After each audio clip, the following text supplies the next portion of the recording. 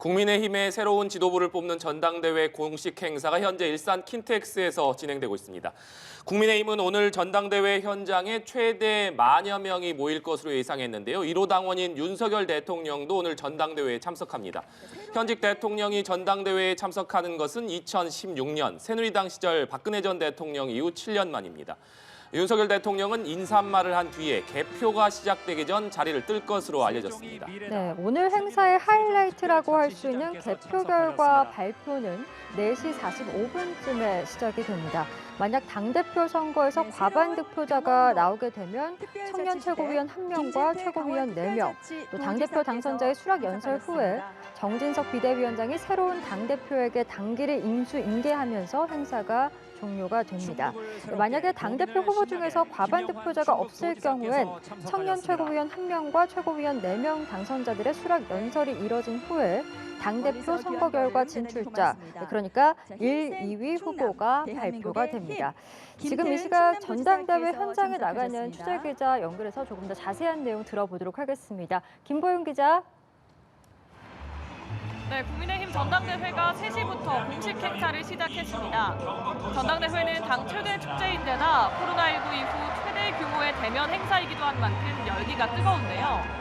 전국 각지의 당원들과 국회의원, 기초단체장과 광역단체장 등이 총집결해서 행사장에 준비된 만여석이 꽉 찼습니다. 한 달 동안 선거운동을 펼친 후보들은 당원들의 환호 속에 30분 전쯤 입장을 마쳤습니다. 1호 당원 윤석열 대통령도 직접 축사를 전합니다. 대통령이 당 전당대회에 참석하는 건 2016년 박근혜 전 대통령이 당시 새누리당 전당대회에 참석한 이후 7년 만입니다.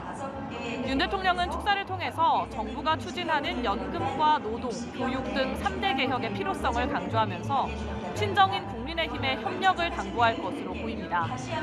새 지도부는 이 같은 국정과제를 제대로 뒷받침하기 위해서 내년 총선을 승리로 이끌어야 하는 중책을 맡습니다.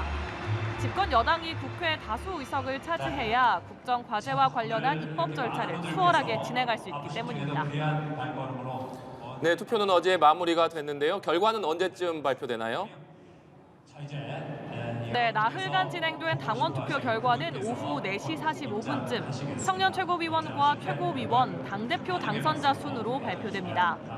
당원 투표 100%로 치러진 이번 전당대회 최종 투표율은 55.1%인데요. 이준석 전 대표를 뽑았던 2021년 전당대회 투표율을 10%포인트 가까이 웃돌면서 역대 가장 흥행한 지도부 경선으로 기록됐습니다. 당권주자 4명은 그동안 전국을 누비면서 7차례의 합동 연설회와 4번의 TV토론 등 숨가쁜 일정을 소화했습니다. 김기현 후보는 윤 대통령과의 호흡을, 안철수 후보는 수도권 총선 전략을 특히 강조했고요. 천하람 후보는 개파 정치 척결, 황교안 후보는 정통 보수 정당 재건을 각각 기치로 내걸었습니다. 김보윤 기자, 이제 약 1시간 정도 남았는데요. 오늘 당대표가 결정되지 않을 수도 있다고요? 네, 그렇습니다. 당대표의 경우 과반 득표자가 나오지 않으면 1, 2위 후보 간 결선 투표로 넘어갑니다. 당원들은 모레부터 이틀간 두 후보 중 한 명에게 다시 투표하고 그 결과가 12일에 발표됩니다.